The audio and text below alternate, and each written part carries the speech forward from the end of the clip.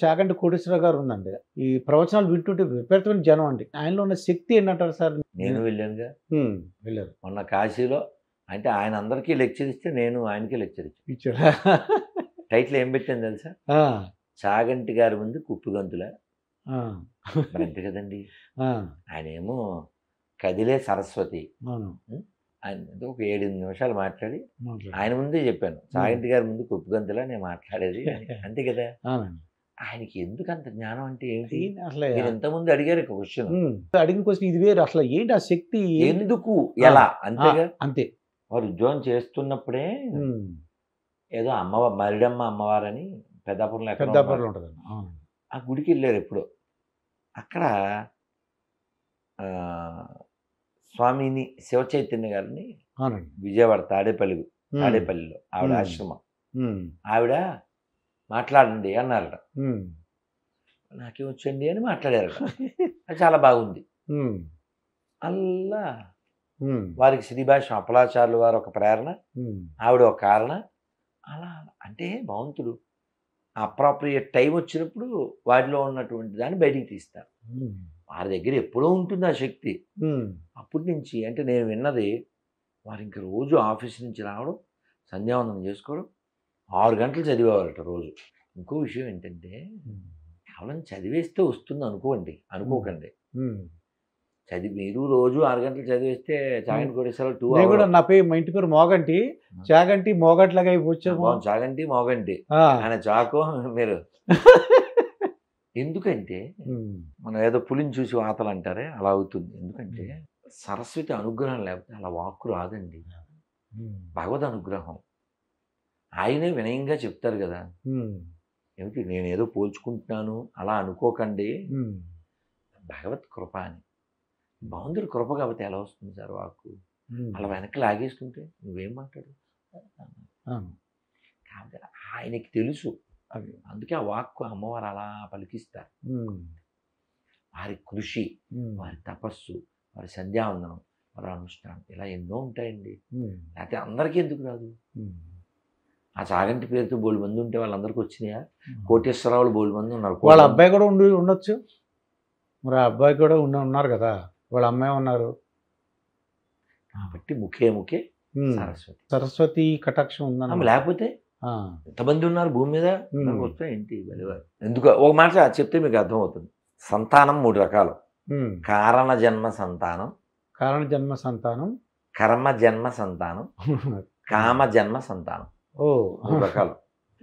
కారణ జన్మ సంతానం అంటే మహానుభావులు, ఒక రమణులు, ఒక శంకర్లు, ఒక రామకృష్ణ పరమహంస, ఓ ప్రభుపాదులు వారు, ఇలా ఎందరో మహానుభావులు వాళ్ళు కారణజన్మ సంతానం. కర్మజన్మ సంతానం వాళ్ళు పుడతారు, ఏదో ఒక అవయవ లోపం ఉంటుంది, మంచం మీద ఉంటారు, తల్లిదండ్రులు వాళ్ళకి సేవ చేస్తూనే ఉన్నారు. అది కర్మజన్మ సంతానం. ఇంకా బ్యాలెన్సు కామజన్మ సంతానం.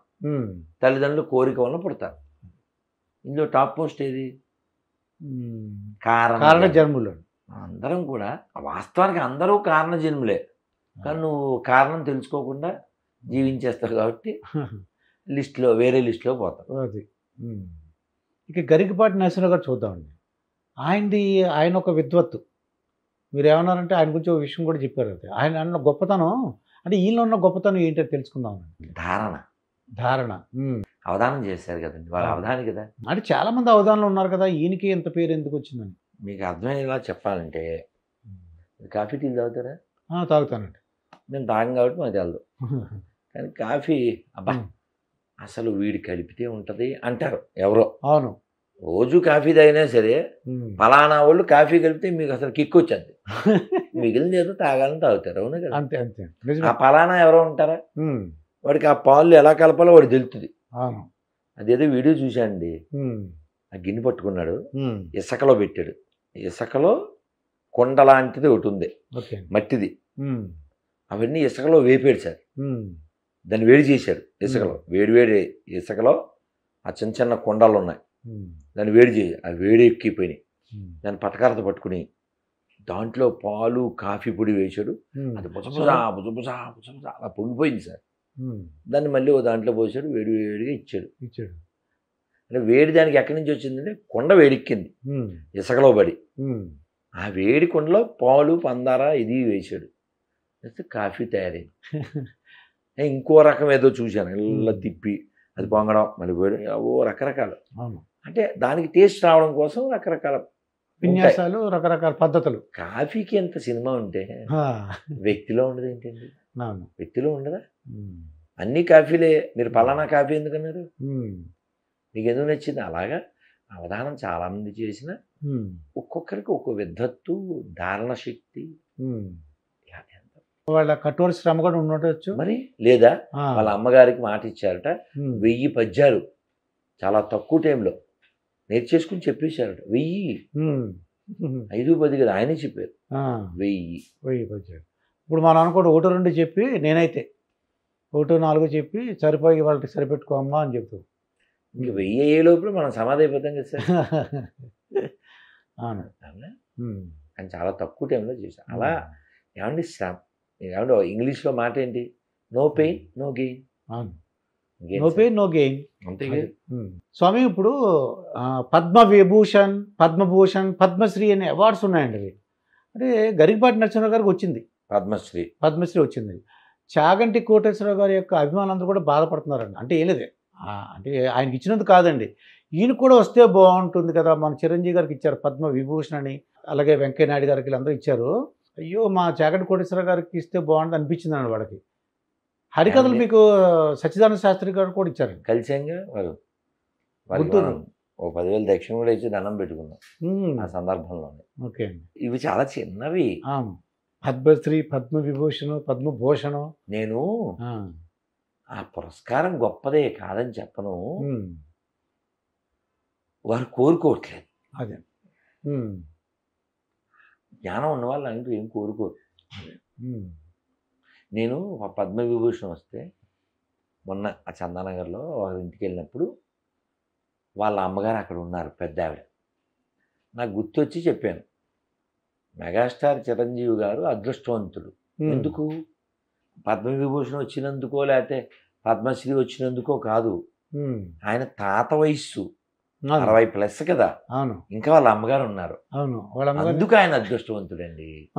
ఈవెంట్స్ ఏదో హిందీ సినిమాలో నా దగ్గర అది ఉంది ఇది ఉందని వాడు ఏదో చెప్తే మేరే పాస్ మా, అలాగా చిరంజీవి గారు అదృష్టవంతుడు. ఎందుకంటే ఇంకా వాళ్ళ అమ్మగారు ఉన్నారు, ఈయన దోశలో వేసి పెడతాడు. కరెక్ట్ అండి. అంత అదృష్టం ఇంకేంటి? చెప్పు, నువ్వు ఏమిస్తే వస్తుంది చెప్పు. ఆనందం, అమ్మను చూసినంత ఆనందం ఏది రాదు. ఏమిటండి, మీకు జోక్ చెప్తాను.